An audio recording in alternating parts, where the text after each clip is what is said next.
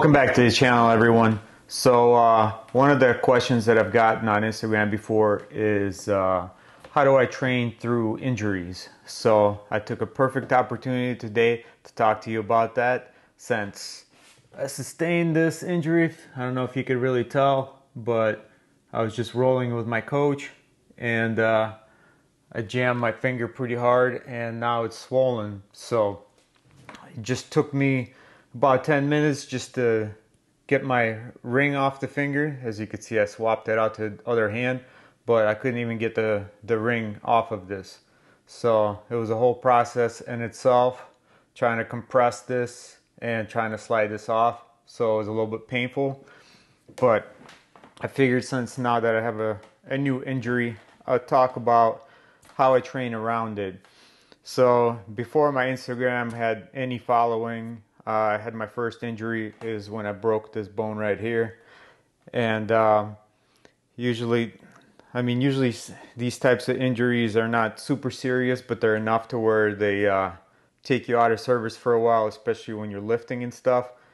So if you followed me long enough, you could tell that I'm constantly training and I hate sitting around. So the injuries usually just drive me crazy because it limits my all my training. In the past, like I said, I've broken this one, I've broken this bone as well, and if you remember a little over a year ago, I tore my biceps. As you could tell, that's not me flexing, that's just having a distal bicep tear. And if you saw in my training, I had to modify it, and this one did not require any surgery, but this is probably one of the longest, most annoying injuries that I've had, because it took me about a year to not feel any pain in there.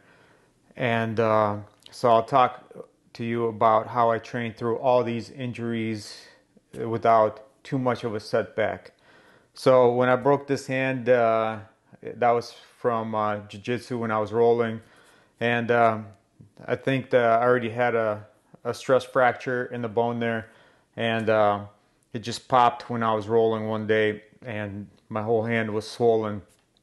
So the way I worked around it, if you scroll all the way down in my Instagram feed, probably some of the first videos that I've posted, and you could see that I'm wearing a brace and I'm doing just exercises where I'm not gripping too much. I was using a lot of the resistance bands. So for example, if I was doing curls, I would just rest the resistance band on my wrist and I would just curl. And the thing is, I was just trying to increase the circulation of the blood to the injured area.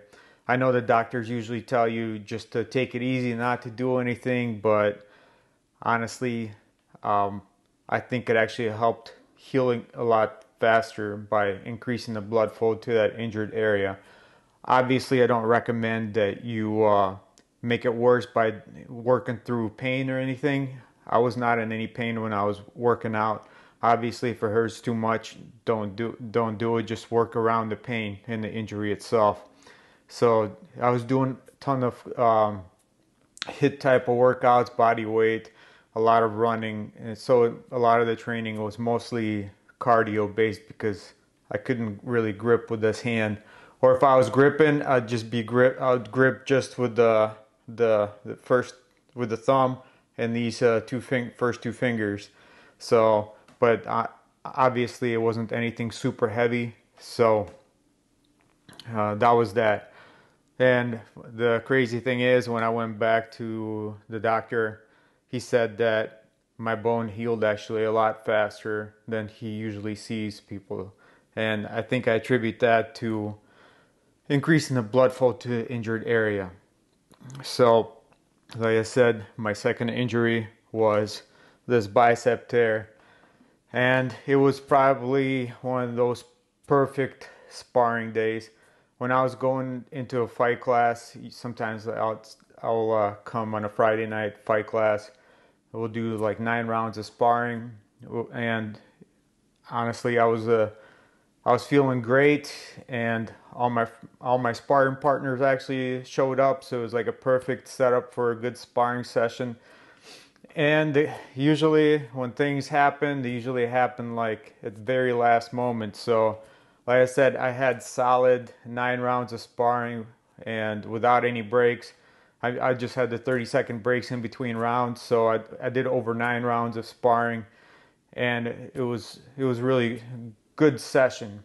So it was the very last round, and it was like the very last 30 seconds of the last round when I was completely exhausted, and that's when usually things go wrong, is when you're completely tired. And I threw a hook to a head, and it was, instead of just your regular hook, it was one of those long hooks, kind of like an overhand, and all it was is just felt a pop. Didn't hurt or anything. All it is, you can see, is just a ball in your bicep. So it wasn't too much pain, but the days following that, I mean, you could see the bulge here, but my shoulder was killing me. So I had to go get an MRI, but the doctor said I didn't require any surgery or anything. So for that particular injury, like I said, if you scroll down, eventually you'll see some of the exercises. I was trying not to go super heavy on this arm because I didn't want to make it worse, but I did rely on resistance bands a lot. I still trained, but it gave me an opportunity to switch my fight stance, and I didn't throw my my lead hand, so I had to switch to my right hand as my lead hand. So I had to go from your typical orthodox stance to a left-handed stance. So it was completely unnatural for me, but at least it gave me an opportunity to work on a different fighting stance. But for the weight training wise, like I said, like for the curls and stuff, I was doing resistance bands, a lot of the resistance bands, trying to increase the blood flow to the area of my shoulder and my bicep. And I had to do a lot of mobility training because I couldn't even sleep at night because my shoulder hurt so bad. So I worked on a lot of resistance band mobility stuff. And now that you see my videos, a lot of my warm-ups, I use the resistance bands like the modified ski erg and the shoulder prep with the resistance band. Now I do it all the time consistently just to warm up my shoulders. And it's been working fine for me, and it helped my recovery with my biceps. So I had to buy one of these just so I could work through the sore area of my shoulder. So I pretty much consistently use this. And these are super expensive if you buy the name brand ones, and it's like $400. But I decided to go with an Amazon one, and it was like $60 on sale or something like that. And I still got the job done. Then my neighbor is a chiropractor, so that worked out in my favor. So he would do the needling with a TENS machine, and I also bought my own TENS machine, also another Amazon special, as you can see here.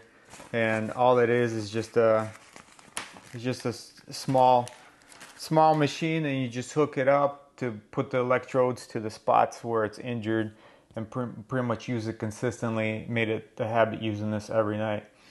I'm not sure how legit this is, but I think it does help with because it contracts your muscles, increase the blood flow to that area. So I use this consistently, and I think it helped the recovery as well. So yeah, honestly, the main thing is, like I said, don't continue training to where it's hurting. Just work around the injured area. Just come up with different exercises. Like I said, if it's your upper body injury, so focus more on lower body. And like I said, I started running a lot more, and I'm still running a lot more now. I know it's kind of a complicated thing to explain without really talking forever, and I don't want to make this a super long video. So, and yeah, if you want to see some of the exercises that I did, if you have similar injuries like to your hands or arms, just scroll down in my feed and you'll see. I know it's a lot of videos to go through, but if you go on your laptop, for example, it's a lot easier if you scroll all the way down, and you'll find it when I'm training with my injured hand, and you'll see some of the ideas for exercises. So I hope this breaks it down for you and explains my philosophy on training through injuries I've been using this all along, and honestly, I haven't made anything worse. And my recovery time has actually increased with the injuries. So yeah, just have to make it a habit of doing warming up properly and just being careful in general. I know things happen, especially doing contact sports like BJJ or Muay Thai, for example, or boxing. Things are gonna happen, but you just have to be prepared to how you're gonna deal with it when it does happen. Don't have to go backwards. Just stay focused and continue training. Just work around it. Yeah. So hope you like this. Please give us a thumbs up. Please subscribe to the channel. Please share it with your friends, and we'll see you on the next one.